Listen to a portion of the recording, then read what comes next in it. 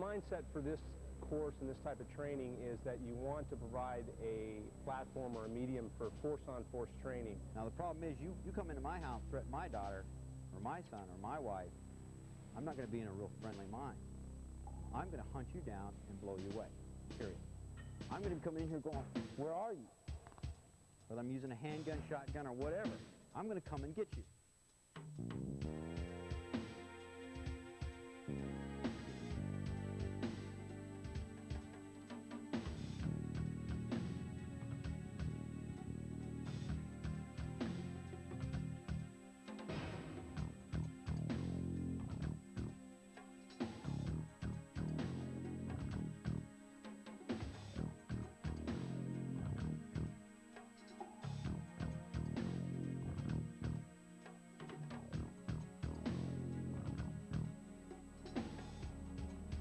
I need to be able to get my weapon to bear on a threat no matter which direction, which way it's coming from, no matter where, and unexpected or not, I have to have that weapon ready to go. Across.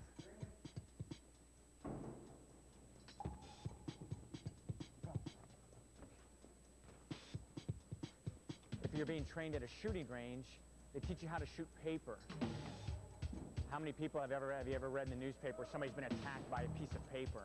Violence does not play prejudice. It does not just attack poor. It does not attack rich. It does not attack just college students.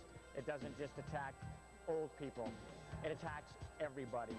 SWAT team members work drugs as well as crimes of violence. I'm a firm believer that if you're shot, you're not dead. And if you're dead, you don't know it.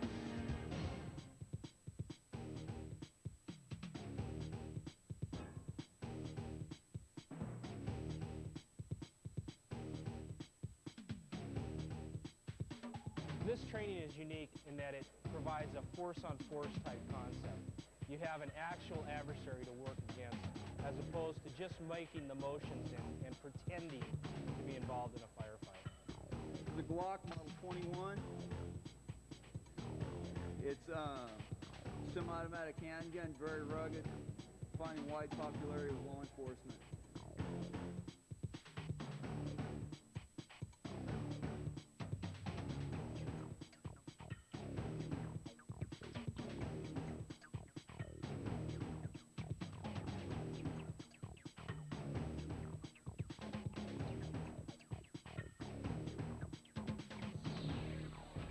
There's a lot of questions that aren't answered when you just buy a firearm.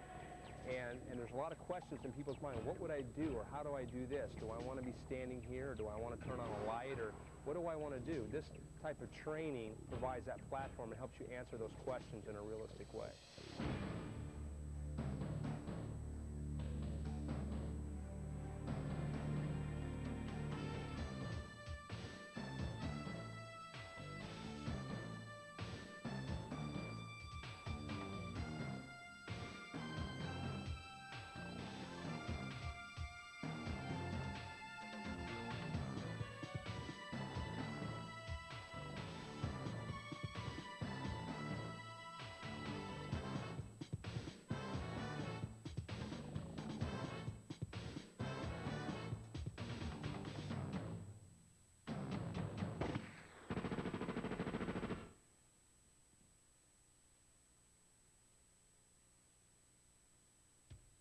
My mindset for this course is very much similar to the mindset that I have when I'm on patrol.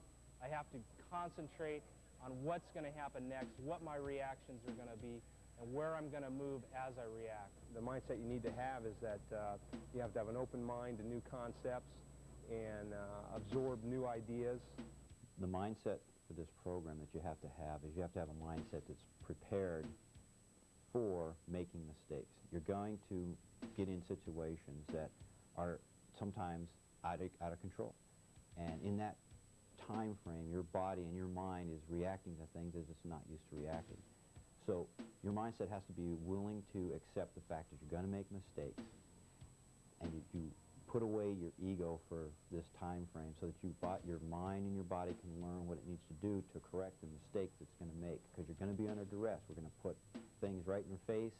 There's going to be things shot at you. There's going to be decisions you have to make in a split second, and you just have to be able to make them, but you also have to accept that sometimes you're just going to screw it up. And so you have to have that mindset to go for it. A day of training with us can be rather exciting. We can have days where we are training with a SWAT team or a SEAL team, or we sometimes work with the DEA, and sometimes we'll combine the groups. Sometimes we'll have a SEAL team and a SWAT team working together. Come on, quickly.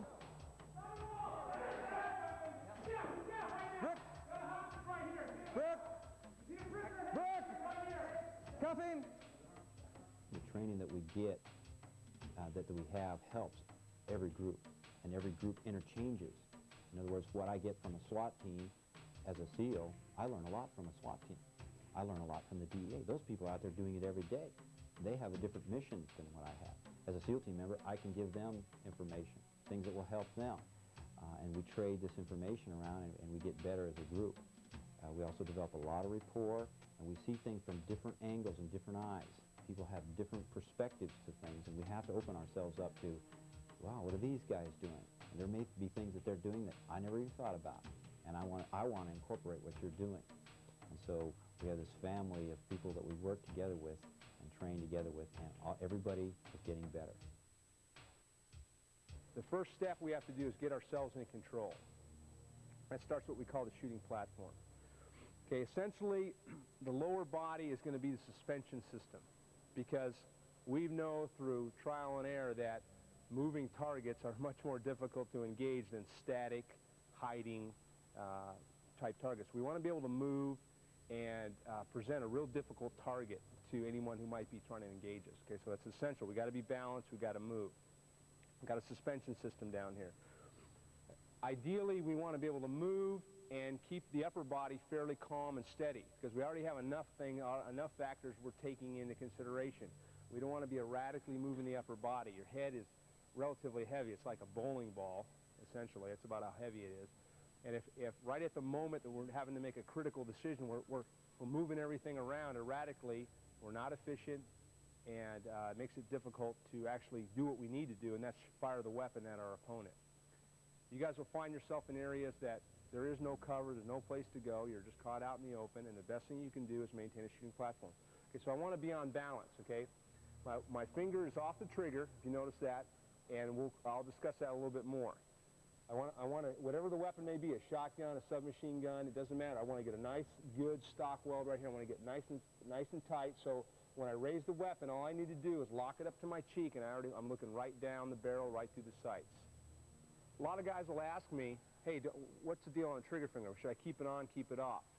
If you go ahead and put your finger on the trigger and you know you're under duress, and all of a sudden you see movement out in the dark, Pat, what are we going to get? What's going to happen when your finger's hanging on the trigger there? Okay, you're just going to pull the trigger. You got your own guy in front of you, bad news, obviously. Okay? You may prematurely give away your position. A lot of reasons why we don't want to do that. It's unsafe, it's not tactical, it doesn't do us any good. So what I want to do is, while I'm orienting, while I'm just deciding to do it, and I realize I have a threat, I have plenty of time to get that finger on the trigger. It will never be waiting for you. Or you'll never be waiting for your trigger finger, I should say. It'll always be there. We want to develop that habit. And you'll see us go through the drills, and if I catch you with your finger on the trigger, I'll remind you to get your finger off the trigger until you have a definite threat in front of you. All right?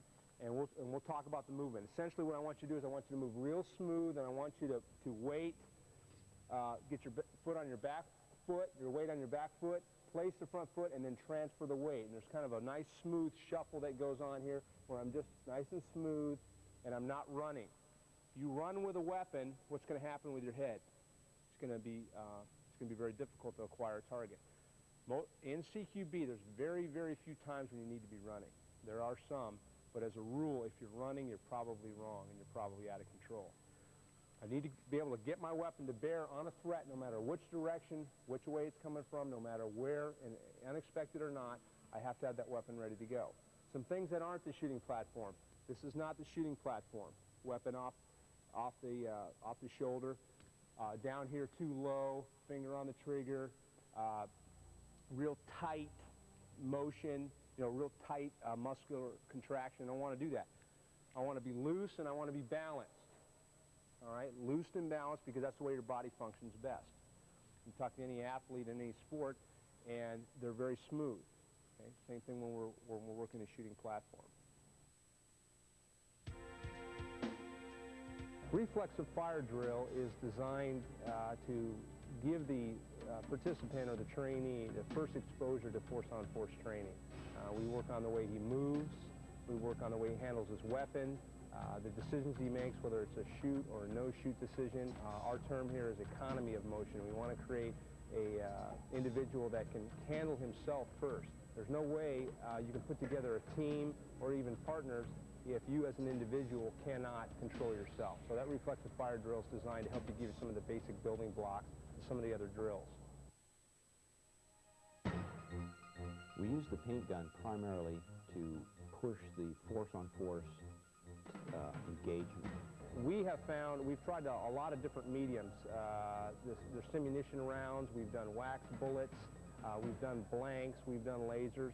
And we found that with the new technology in paint guns, that we can simulate force-on-force training the best. You actually get to experience what a gunfight's going to be like.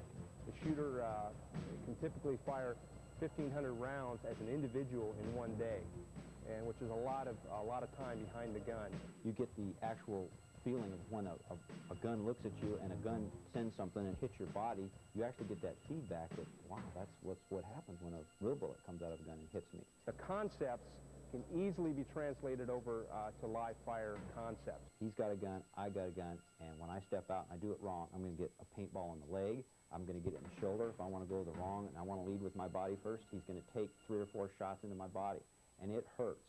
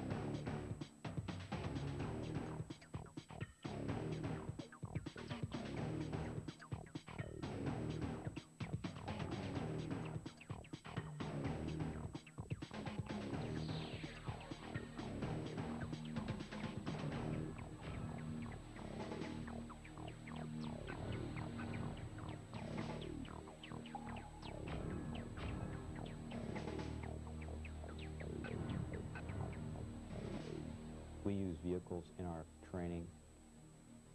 We use them exactly how they would be employed if you're a bad guy and if you're a good guy or a police officer. It's the only way to do it. Let's let him run down the road, let's stop him, let him bail out, and let's see what happens. That's the only way you can do it because it's the same physical world that they deal with on a daily basis. So we use those vehicles exactly the way they use it and exactly the systems they use on the street.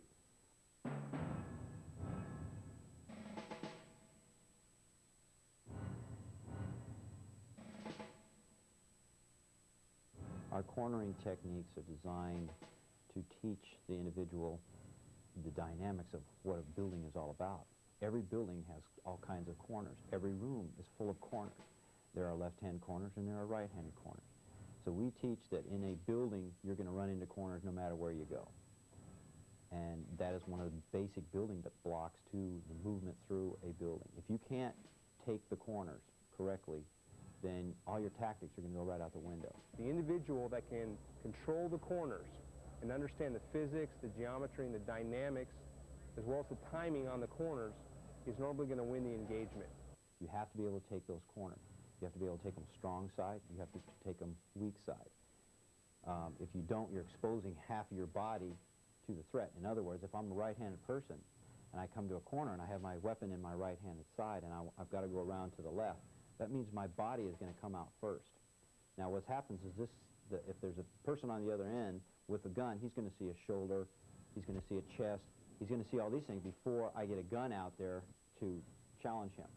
So what I've done is I've basically given away a part of my body. If you're going to handle firearms professionally, you need to know when to go left-handed and when to go right-handed and have no qualms at all about it. Let me give you an example. For me, I'm a right-hander. I'm attempting to come around this corner on this side. It's quite obvious which way I need to go. What typically happens is you realize the threat is on the other side, or is off at an angle off to my left side, which happens to be my weak side, and a unconfident shooter or an unskilled shooter is going to do the obvious, and that is kind of stop his or her body here and try to lean out and attempt to shoot from there. We're losing the shooting platform, and more importantly, Joe, what are we doing? Okay, we're exposing large parts of our body. By using the proper cornering techniques, I'm only giving him an eyeball and a gun as I come around that corner, just in percentages. And everything we do is based on percentages. All we're trying to do in these gunfights or these situations where a gunfight might occur is increase the odds of winning the gunfight. And one of those ways is to corner correctly, because every building is full of corners.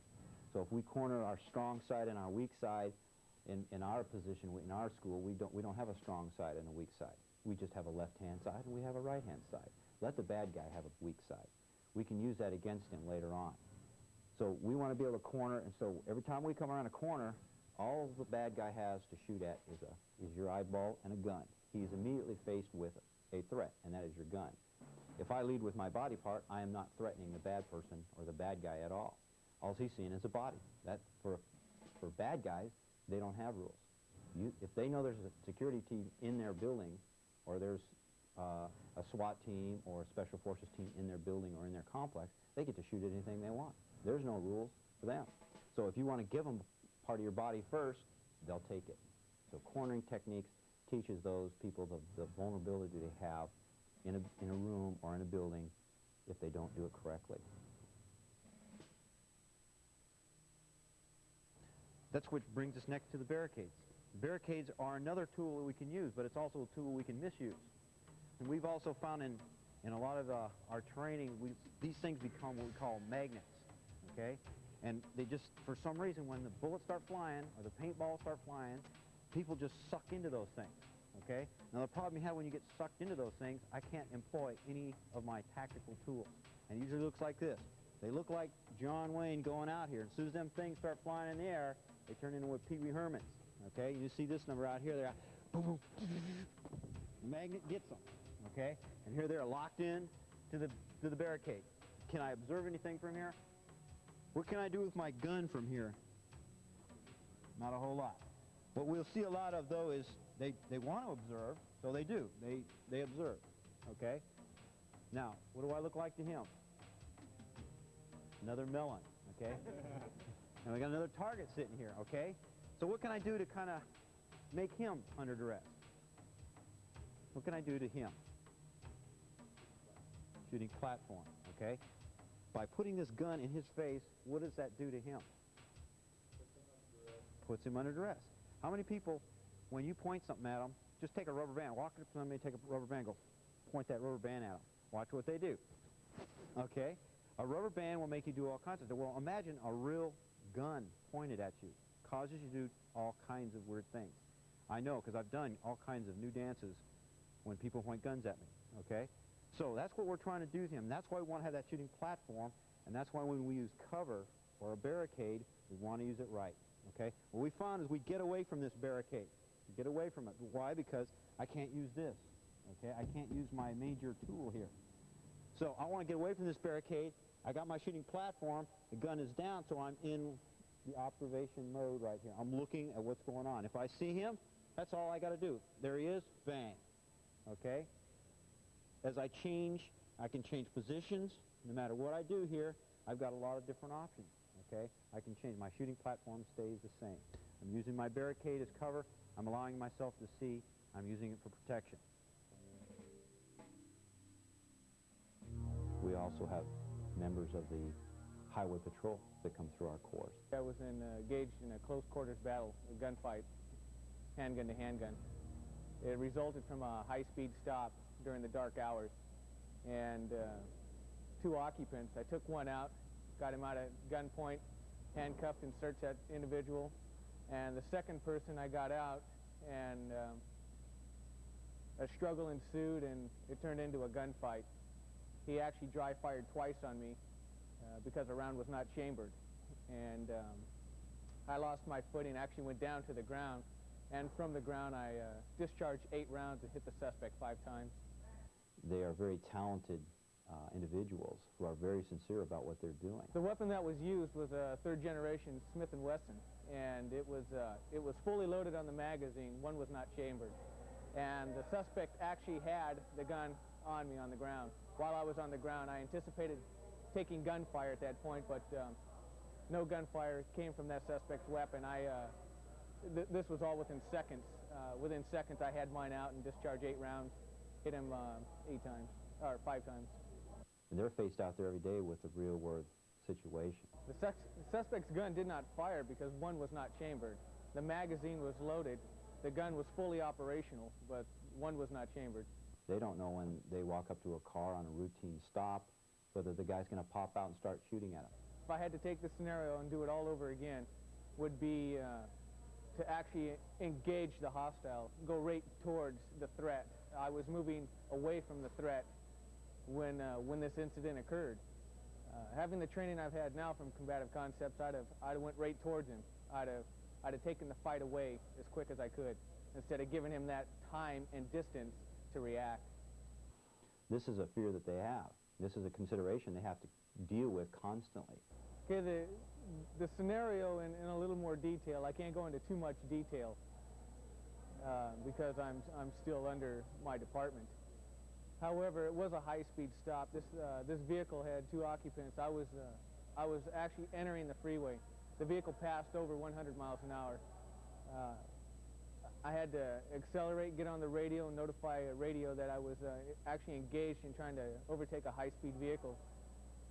I caught up to the vehicle, made the stop because of the hours of the night, and just a sixth sense that I had. I chose to get these people out at gunpoint, and one person complied. The driver was real compliant. I got him out. There was no problem. And the other person, I had him get out, but he wouldn't. He wasn't complying with a lot of commands. He was trying to divert my attention towards a language barrier, which there was no language barrier because I'm bilingual to an extent. And when I went to actually put a control hold on this one individual, the one individual that I shot, when I went to put a control hold on him and put him under arrest, that's when the struggle ensued. He turned. When he turned, I took that momentum and started walking backwards from him. Then, as I was walking backwards, I lost my footing on the side of the road, which was a little raised berm. And on the raised berm is where I went down. As I went down, he had the 9mm in my face. He was actually, I don't know, 4 feet from me while I was on the ground, standing over me, clicking it twice. As he was clicking it twice, I was bringing mine out, anticipating gunfire. And then I took mine out and discharged the round and just focused in on front sights and took him out that way. And the threat can attack anytime they want. They have to wait until a threat attacks. I realized the situation was going to turn into a close quarters battle situation when the suspect actually resisted the arrest and was turning, digging into the waistband. At that point there, I had a feeling, I had a real strong feeling what he was grabbing was the gun, not a knife. But feeling of disbelief was a factor in this situation as well. And I was reacting, and once he turned around, he had the gun. As I was pulling mine out, I went down. I realized at that point, when he turned and was digging into his waistband with his back turned to me, that this was going to turn into a close quarters battle. So our whole design purpose is to get them prepared for these situations before they actually get in them. What went through my mind when I was actually staring at the 9mm, which was pretty much in my direction, in my face, I anticipated taking the rounds. I'm a firm believer that if you're shot, you're not dead, and if you're dead, you don't know it. And I was just going to take the rounds and return fire. I was going to actually I had to slow my thinking down and concentrate under duress and just engage the hostile. That was going to be my goal to get out of the situation. I had a feeling that, hey, I'm going to win this situation. I don't care if I win by 1 second. I'm coming out of it. There's no way I'm dying here. Not on the side of the road. They need that response. They need to know how it works. They need to see a guy come out of a car and shoot at them. They need to see what that looks like. What I saw of the suspect once I put him under duress was he was retreating. He was starting to fumble with the weapon, trying to chamber the round. He lost concentration on me, lost concentration on the weapon, and at that point I had him under fire. And as he went under fire, 2 of the hits were non-survivable. One was through the heart, and one was through the head. Some of the others just broke bones and tore flesh, and this person here just could not function under the duress. I actually stayed calm, even though I was anticipating gunfire, and even though no gunfire came my direction. I anticipated it and actually put myself in that mindset of take rounds and return fire. They need to see what it looks like when 2 guys bail out of a car. What are some of the signs? What I can do to counter these things? A reason why I won this close quarters battle was because of mindset. Mindset had a very important role in surviving the incident. I was determined to make it out. I had a strong determination to get out of it. I was going to get shot, and I was going to live with that. That's fine. Shoot me, but you better kill me within seconds, because it's 9mm is just not going to take me out, and if it does, I'm not going to know it. My mindset to survive at that point was very very important. Do I need to just duck and run? Is that the answer? No. What is the answer? I'm not Superman. However, my mindset is to survive anything I encounter, and my mindset is to take care of anything I encounter. And so we put them in that situation so they can find the answer for themselves, what works best for you. Yes, the assailant, he's dead. Like I said, 2 non-survivable hits, and he was dead. Matter of fact, my last shot, when he went down, he dropped like a sheet off a clothesline. I knew he was dead at that point. I knew he was dead.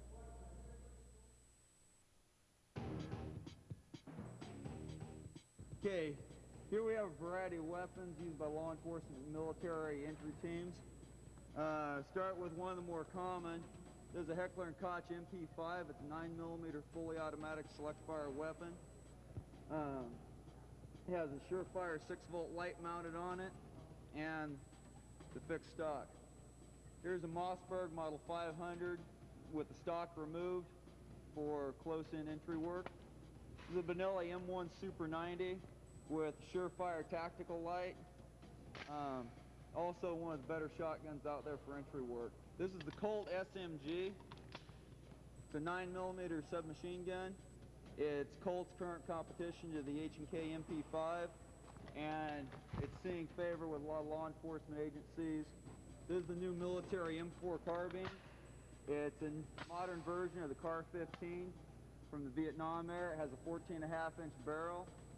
There's been a recess machined into the barrel, so an M203 grenade launcher can be mounted on the bottom of it, and it's roughly even with the end of the flash suppressor. This is a Glock Model 21. It's a semi-automatic handgun, very rugged, finding wide popularity with law enforcement. This is Benelli M3 Super 90. It's very similar to the M1, except for the fact that it also can be converted into a pump operation shotgun for use with breaching loads and other loads that may not cycle a semi-automatic action. Here we have a Ruger Mini 14 with a folding stock. It's similar to an AR-15. It's a 5.56mm semi-automatic rifle. Here we have a Remington Model 700 tactical rifle.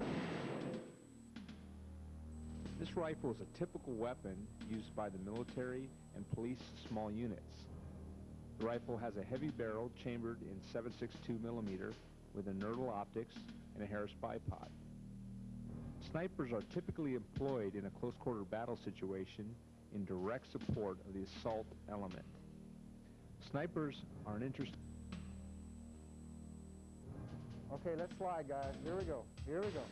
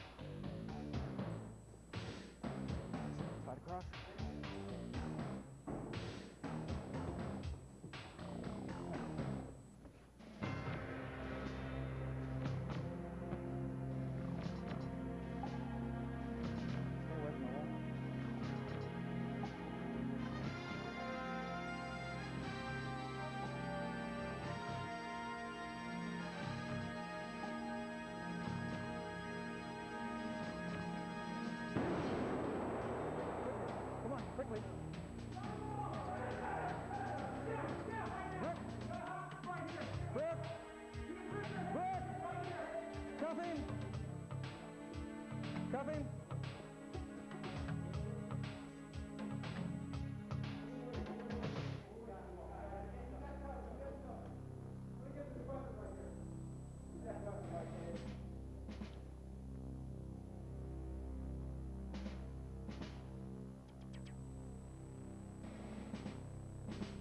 We use videotape in our course to replay the events of a room entry or cornering technique or any one of our drills.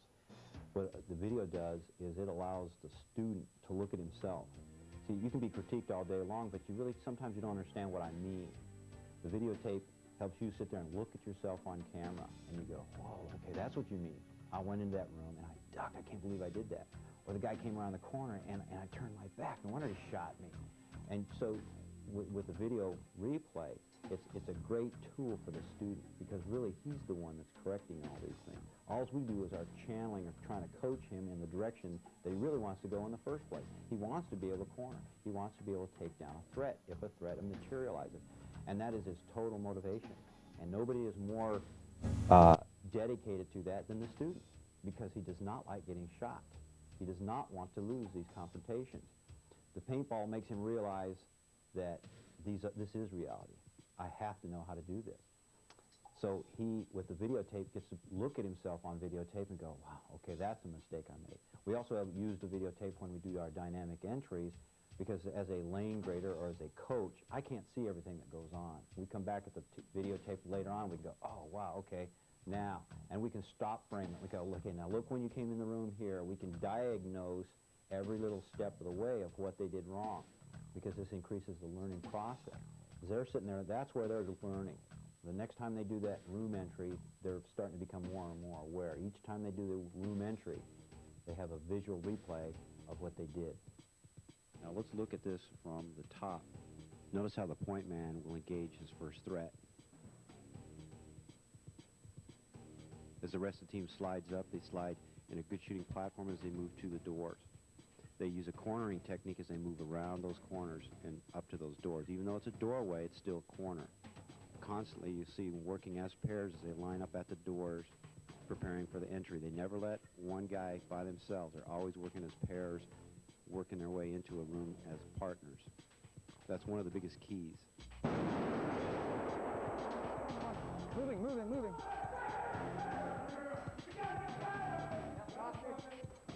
Brooks, cuffing.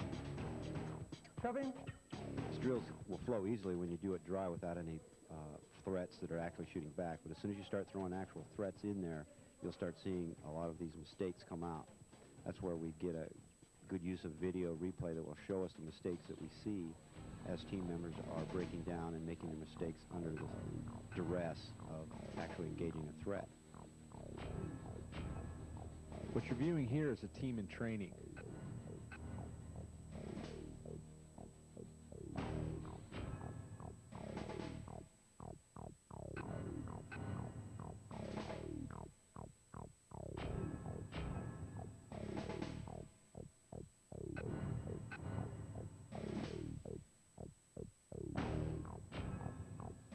What you want to notice is their non-cohesiveness, their inability to keep the shooting platform as they're moving against threats, and just basically how they're responding to threats.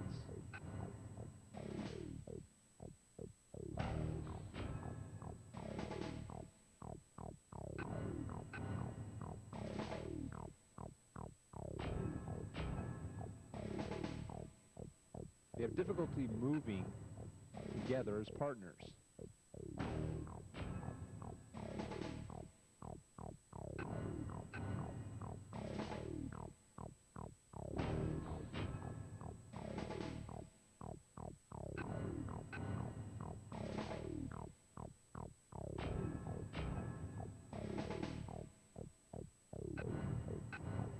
Their body language indicates a victim mentality versus what we call maintaining a hunter mentality.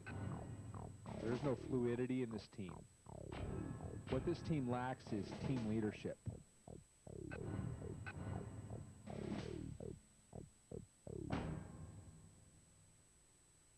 We have ex-Vietnam veterans, SEAL team veterans, who take our course. I made three trips. I made 3 tours to Vietnam. 2 of the trips that I made to Vietnam were I was deployed, and 1 was a voluntary mission.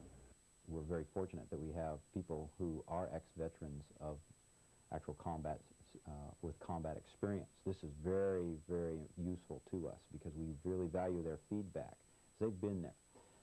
The Vietnam veteran especially is basically the one who created the SEAL Team Mystique. It's exciting, the excitement. You're trained to do a certain thing when you're in the teams, and you want to prove to yourself and to your teammates and everyone that you are what you say you are. All the things that SEAL Team does is based off those Vietnam days. The training was pretty intense then. I've heard that it's much more intense than the newer classes, but that's hearsay. I really don't know. I think during the entire Hell Week phase, I got about an hour and 45 minutes sleep for the entire amount. So the hardest part definitely has to be the lack of sleep. Your mind starts playing tricks on you when you haven't slept over a long period of time. People see caterpillars and various and sundry things that you would never even imagine when their mind starts to go. Pretty much the cat naps through the entire 7 weeks. We never were allowed to sleep, per se. We would go to the barracks, get in our racks, and be in our racks for approximately 5 to 10 minutes, and then the cherry bombs and M80s would go off in the trash cans and all that noise, and we'd find ourselves out on the coal Marston matting in the middle of the morning being hosed down naked almost every night, so no sleep. When we have somebody who's an ex-vet that comes through our course, we just really value his input. They've got some great men coming through the teams, and as usual, they're the best in the world. Because they've been there, they can say, this is great training, this would have helped me in Vietnam, or this is going to help me in future engagements that I may be involved with. In 1962, when I first joined, Vietnam was not an element at that time. But as soon as I heard about it, I was ready. We were all ready. We worked out of Olongapo, Philippines, and then a secondary base in Da Nang on the USS Cook off the coast. And we worked all up and down the coast, from the line all the way down to Da Nang. I participated in a lot of submarine lockouts, but not the torpedo type. You know, we went through the chamber itself. And submarine lockouts, in case you don't know, are pretty understandable in that the swimmers enter a chamber, a small chamber, and the chamber is filled up with water, and the pressure equalized to the pressure on the outside of the submarine, and very simply unlock a door and swim out. It's a lot of fun, but in the process of doing so, several of us are hearing impaired because the operator took us down to, it's called taking you down. In other words, he made the pressure inside the chamber too high, too fast, and we ruptured our eardrums in the process. So having your ears blown in a submarine lockout is pretty intense. I mean, those of you that have done free diving, snorkeling, when you go down, sometimes your ear don't clear, and you'll feel an intense pain in your eardrums. That's the pressure on the wall. And having them blown is exactly the same thing, only much more intense. Much more intense. One guy blew his eardrums completely out all over the whole side of the chamber. I was back in the water in a couple days. You know, once you blow your eardrums out, the chamber can be a little unsettling, but for some reason it didn't bother me or the other guys. We have a job to do, and we do our job. The equipment that we use today, used at that time, is pretty archaic in comparison to the fine weapons that you're using today. We had grease guns, AR-15s, which is very similar to the M16. Some guys used carbines, which are a piece of junk as far as I'm concerned. Shotguns. At that time, you're allowed to carry any type of weapon that you personally preferred. And I carried a grease gun because they don't jam. They have a lot of knockdown power, and that was my choice.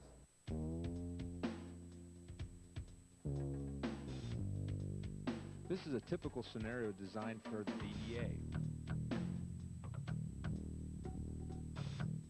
In this team training evolution, the team members practice shield movement techniques.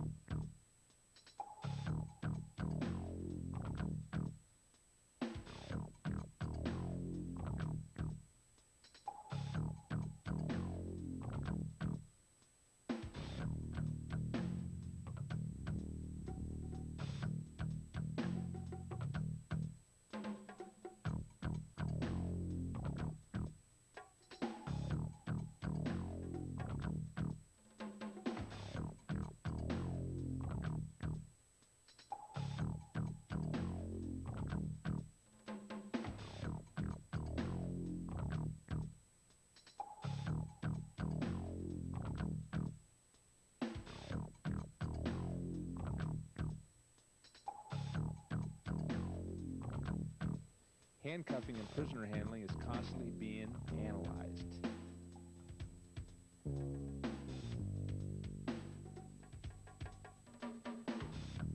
Crossfire technique is a technique that we teach to, for the students to start looking at opening up their world. Most people think in terms of tactical situation, there's the bad guy and their whole world shuts down. They get into that target fixation mode. By teaching cross-angling, what we do is not only do you got to deal with this threat, but you also have to be looking what's to your left and what's to your right. So by teaching cross-angling, what we're doing is we're dealing with this threat here, but once this threat is in a certain position here, we want to look over and we want to look to the cross angle and figure out what's going on to our left and to our right.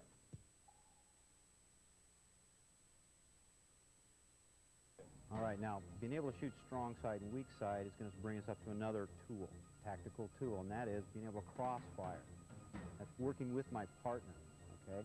Now, what I can do is I can sit here behind this barricade and I can engage a bad guy down range, and I can look out here and I can see he's doing the same thing I'm doing. I see an eyeball and a barrel, and he sees an eyeball and a barrel. Now, I'm always evaluating myself in relationship to my target. So he looks exactly like I do. What are the odds of winning that gunfight? You got a 50-50. So what you're trying to do is stay away from 50-50s. Stay away from 50-50s. If I got a 50-50 here, and I got a partner over here, I'm better off going, okay, calling out my position, calling out his position to the bad guy. In other words, if I got a bad guy right out here at 20 yards behind that car, I can go, hey, 20 yards, he's behind that car, my 12 o'clock. So what I'm doing there is calling in another gun. Now, if he's over here dealing with his guy, we're both dealing with the same deal. What he does is he just switches over, switches the weak side, and he goes now cross-fire, cross-angling. What cross-angling does is if I'm trying to engage you down that way, me and you are engaging this 50-50, and all of a sudden I receive fire from over here, that takes me off you. I can't shoot at you anymore because I got to deal with this thing over here. Now, if I'm not using my strong side and weak side, I may be over here in a lot of trouble because now I have no gun. I'm going to have to run away or die. So what working with a partner does, we can open up another corridor here, another tool put in our box. By using these cross-angling techniques, the other part of it is communication. If you don't communicate to your partner, he does not know what's going on. The best thing I can do is let him know. If I see something, I got to let him know what I see. On the other side of it, I got to hear. That's the other part of the target fixation monster. Target fixation shuts you down. You cannot hear anymore. Your partner can tell you something and you have no idea what he's talking about. I've seen guys do things that sit there and you're going, hey, there's a bad guy in your 6, turn around. And you'll sit there and they'll just sit there and they're on so on, and understand what you're saying. He's on your 6, turn around. And they'll just sit there until a bad guy shoots him in the back. And then they finally go, oh, wow, that's what that means. So we got this communication problem, we've got a barricade problem, and we've got cross-angling problems. We've also got problems shooting strong side and weak side. Now you start adding these things up, you start increasing the odds of winning that gunfight. Plus, what if he's not doing any of those things? He's staying one-sided, and he's not doing any of those things. He's not using his barricade correctly. You start increasing the chances of beating this person. So these things add up. Now, when you have a full team out there, 4 guys, 6 guys, 8, 10 guys, and each one of those guys is doing these things, the odds of winning these gunfights go way up. That's where all these things start adding up. And you'll start seeing your progression as you go along. One of the things that Dave and I like to say around here is communication is a tool, but not only that, and some of you that have been with us before, it's a weapon. It's a weapon it's a pressure weapon, in the sense that if you're downrange and Dave calls out a target and says, I see him, he's right in front of me at 12 o'clock, 20 yards, and you're downrange and you're hearing that makes you react. And it doesn't matter whether he knows you're there or not. The sheer fact that you know he's there puts him under duress right away. It's really important. Communication is a pressure weapon. And a lot of you will experience that against someone who can communicate well. Well, let's say, for some reason, Dave can't talk. He's in the middle of he's pulling the trigger, and I'm over here. I'm on the left side of him over here, and I'm clueless, and I don't know what's going on, and I don't have a verbal link with him. How else can I get some kind of communication link with him? Well, what I can do is I can look over, and Dave, go ahead and point your weapon off in a particular direction. Hey, he's giving me a lot of nonverbal clues, isn't he? Hey, he's shooting his weapon. He's telling me what direction he's shooting his weapon. He's telling me that he can't talk right now. And I can grab a lot of valuable information non-verbally just by reading his body language and what he's doing. If he's moving along and he's still traveling forward downrange, hey, he's telling me a lot. Or let's say I look right at him and I talk to him and I know he's heard me. I'm very convinced that he's heard me, but he hasn't said anything. What might he be telling me? That's right. He doesn't want to give away his position. He sees something out in front of him that he does not want to verbally communicate. There's a lot of things to read out there, and this 2-on-2 drill is going to help you pick up some of those things. The verbal clues, the nonverbal clues, the positions, the cross angling. Okay. Once we master the 2-on-2 drill, where you're going to fight 2 people, we're going to go into another drill called 4-on-1 drills. And I'll go ahead and let Dave bring the 4-on-1, the initial concept of the 4-on-1 to you. All right, with the 4-on-1s, what we're trying to do is we're trying to take advantage of what we got. We got 4 guys against 1. The odds here are looking real good. But if we do a lot of dumb things, he might pop a guy here. Now we're 3-on-1. He might pop a guy over here. Now we're 2-on-1. So our odds kind of dwindle down. And I've seen these drills where one guy has taken all 4 guys out. Now they do that because they didn't bring their little toolboxes. They all got behind cover and hid. So when the bad guy engaged people, he was engaging one guy over here until he took him out. Then he could move because everybody else is still hiding behind their barricades. Then he moved, takes another guy out. This puts them under duress because their team is dwindling. And this is not fun when you're getting wiped out. So with the 4-on-1 drill, what we're trying to do is develop the dynamics of the 4 guys working together. You can see that as we get more and more people here, communication, movement, using your weapon, all these things can become more and more of a problem if you don't know how to do it. So we've got to link all these things up and make it all happen. So the 4-on-1 drills, what you're trying to do is put as much pressure on the bad guy as you possibly can. And you're a bad guy behind that barricade, and all of a sudden you're getting fired at from over here, and you're under duress. You switch over here, and you're getting fired at from back over on the other side. You start getting under duress. Your eyeballs start getting really big. You start shaking in the legs and like this, and all of a sudden you're becoming that pressure thing that Ken just mentioned. It really gets on you. I've been in that position many times. I still get there when I see 4 guys coming after me with a gun. It's always is a reality check for me. 4 guys got to come after us as a team. We got to go after him. Now the problem you have with 4-on-1 drills, we got to work as a team. We got to be able to access that cross-firing technique. If I have one bad guy over here and he comes up, let's say this is my barricade here. As you 4 guys are facing this barricade, behind here is a guy with a gun. And this is what you see. You see a guy over here shooting in this direction at 2 guys, your partners. What are these guys over here on the other side going to be doing? They're going to be moving on him. They're trying to move him. okay? Because when he's shooting over here, he is oblivious to anything that's going over there. So we got the back door running here, okay? All right, now those are good odds in a gunfight. Shooting somebody in the back is a good odd, okay? It's not a guarantee, but it's a good odd. So that's what we're trying to do, is we're trying to be able to do that. Now, if he comes up and he's engaging these guys over here, should they stay out in the open? Okay, should they duck? What should they do if they're already out in the open? What's their answer?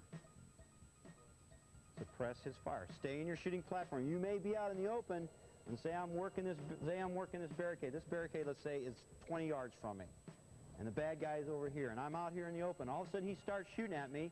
I can go to all my other options, which are duck, run. I can do all those things. They're not going to help me at all here. The only option I have is to get that shooting platform up, return good fire back, and get back behind cover.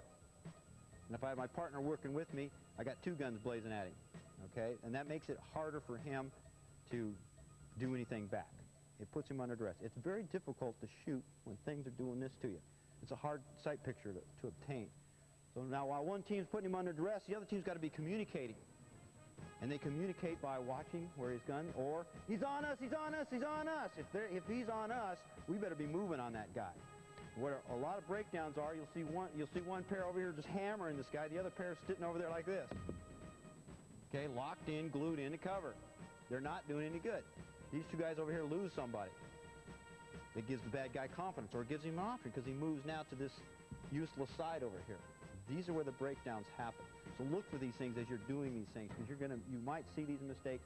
You might be up there hammering away with your partner, and you look back and you see two guys still buried over here behind this cover over here. And you're going, well, this ain't working out too good. So you're going to see some of these things, and you'll see these mistakes in action. Anything you want to add to that? Hey, rather than talk to you about the technical aspects of 4-on-1, 2-on-2, 2-on-1, 1-on-1, I want to talk to you a little bit. We'll cap this off with a little bit about your mindset. It's really important. Again, that's another one of those platforms that build up everything else. You can go out there and you can see it in your body language. You can go out there with a victim mindset where something like, gee, I hope I don't find him, or gee, I hope he doesn't show up now. What we project is we want you to be hunter-aggressors.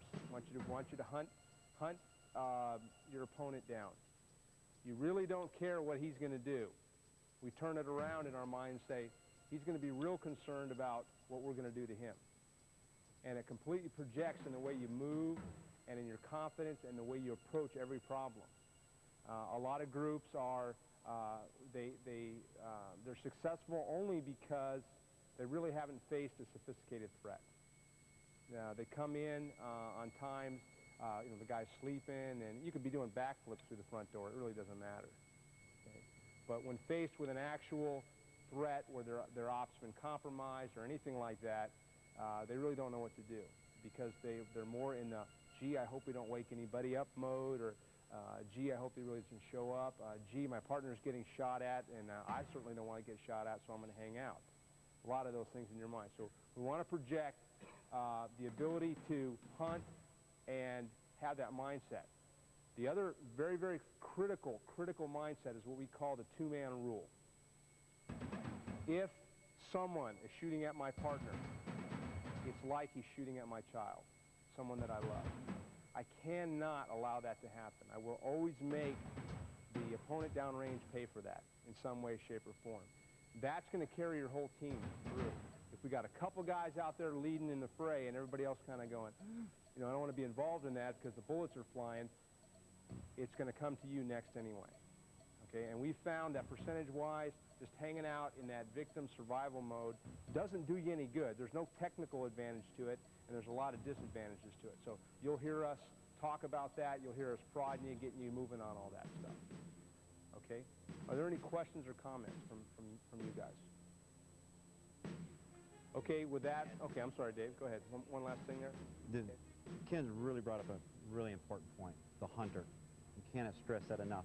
Now, you may think, well, it's just tactical SEALs or SWAT guys. Yeah, they got to go out and hunt people. But start thinking about that in your home.